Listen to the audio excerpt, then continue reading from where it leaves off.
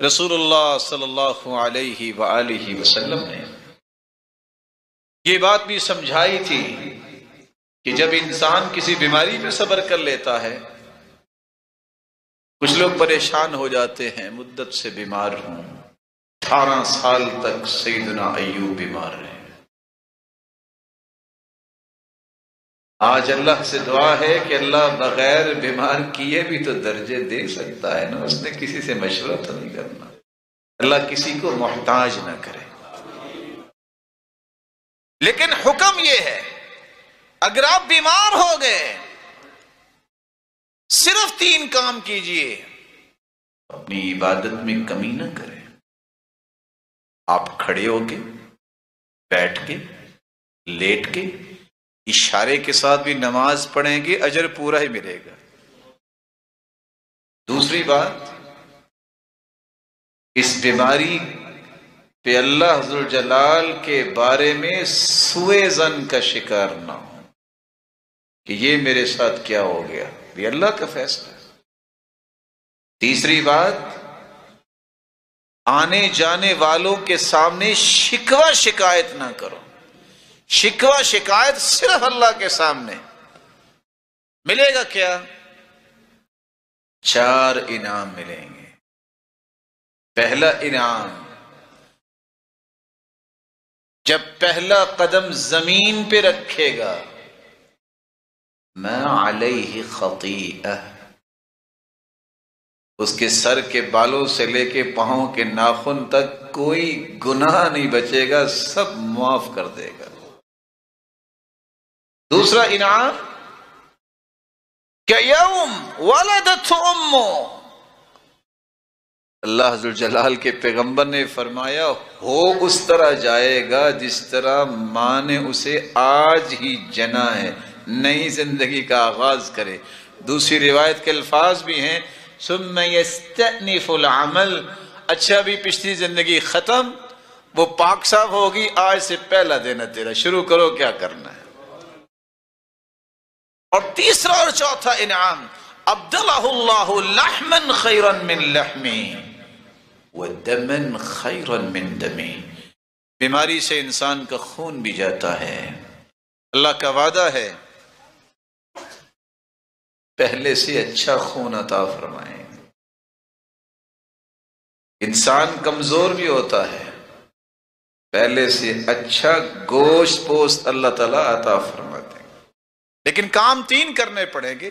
عبادت میں کمی نہ کرے، اللہ کے بارے میں مطمئن رہے کہ میرا رب مجھے ضائع نہیں کرے گا، لوگوں کے سامنے شکوہ شکایت نہ کرے، بلکہ شاید کسی نے قصہ سنا ہو عمران بن حسین کا، جن کو 30 سال تک پائلز کی بیماری رہی۔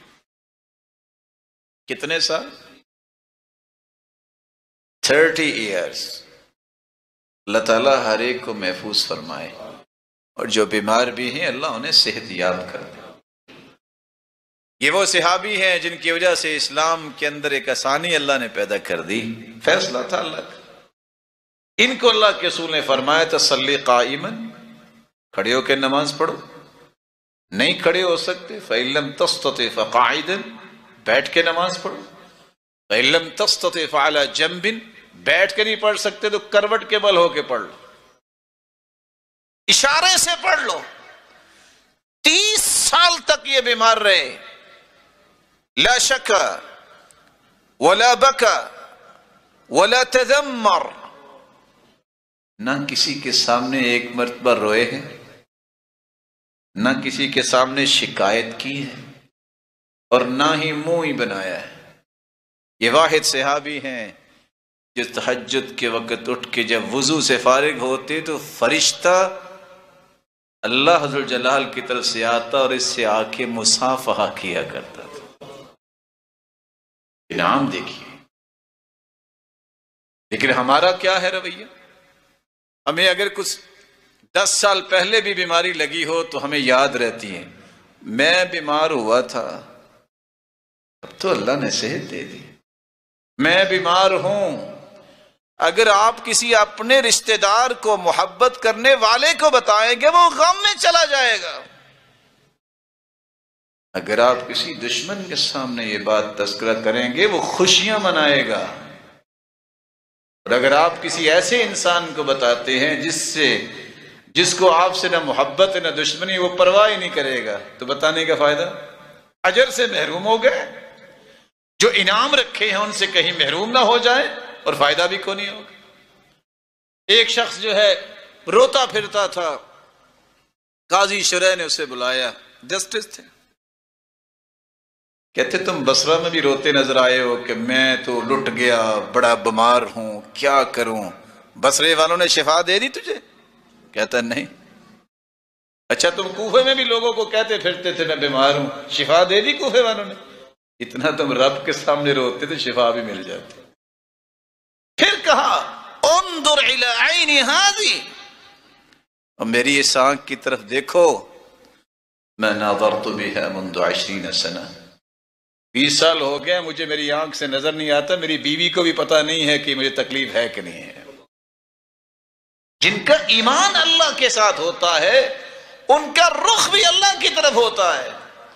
لوگوں کے سامنے شکوہ شکایت کرنے سے اجر بھی کم ہوتا ہے، بلکہ لوگ تسلی کم دیتے ہیں، شماتت زیادہ کرتے ہیں۔ شماتت کا مطلب ہوتا ہے تانا دینا، خوش ہونا۔ کیا کہتے ہیں؟ ٹھیک ہوا ہے کہ نہیں؟ اب ضرور اس نے کچھ کیا ہوگا۔ میں آپ کی بات نہیں کر رہا، یہ لوگ انبیاء کے بارے میں کہتے ہیں۔ سیدنا ایوب علیہ السلام جب بیمار ہوئے تو سلسلہ صحیحہ کی روایت ہے، جیسے لوگوں کی حالت ہے، وہ پہلی صف میں بھی نماز پڑھ رہا ہے، بیمار ہو گیا، کہتے ضرور اس پہ کوئی مار پڑی ہوگی۔ اللہ کے رسول بھی بیمار ہوئے، جس جیسی ہستی اللہ نے پیدا ہی نہیں کی۔ تو سیدنا ایوب علیہ السلام کے بارے میں دو لوگوں نے کہا لگتا ہے کہ اللہ کی طرف سے پکڑ آ گئی۔ اس نے ایک نے آ کے بتا دیا، تو سیدنا ایوب کہتے ہیں اللہ کا شکر ہے، میں ایک دن نکلا تھا، آج تک گناہ تو نہیں ہوا، ایک دن میں نکلا تھا، دو لوگ آپس میں جھگڑ رہے تھے، میں نے ان کو چھڑایا، ایک نے بھی قسم اٹھائی، دوسرے نے بھی قسم اٹھائی، تو میں نے کہا دونوں نے قسم اٹھا لی، تو میں گھر آ کے دونوں کی طرف سے کفارہ دیا کہ یا اللہ ان کا گناہ نہ لکھا جائے، اور میں تو ایسی زندگی گزار رہا ہوں۔ پھر بھی کہنے والوں نے کہا کو پکڑی آئی ہو۔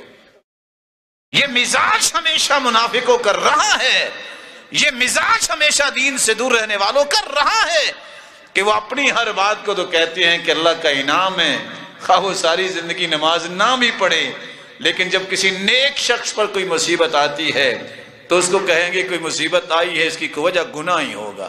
نہیں، سیدہ عائشہ رضی اللہ تعالی عنہ فرماتی ہیں جب اللہ کے رسول اپنا ہاتھ مبارک پیالے میں داخل کرتے اور اپنے چہرہ انور پہ لگاتے، جب وہ فوت ہونے لگے تو مجھے اس دن سمجھ آئی کہ ان للموت سکرات، اللہ کے رسول نے فرمایا کہ موت کی سختیاں ہیں، یہ جو موت کے وقت انسان کو پریشانی ہوتی ہے گناہ کی وجہ سے نہیں ہوتی۔ میں نے اللہ کے رسول کو دیکھا کہ وہ بار بار کہہ رہے تھے اللہم الرفیق الاعلی، اللہ مجھے اپنے پاس لے جا۔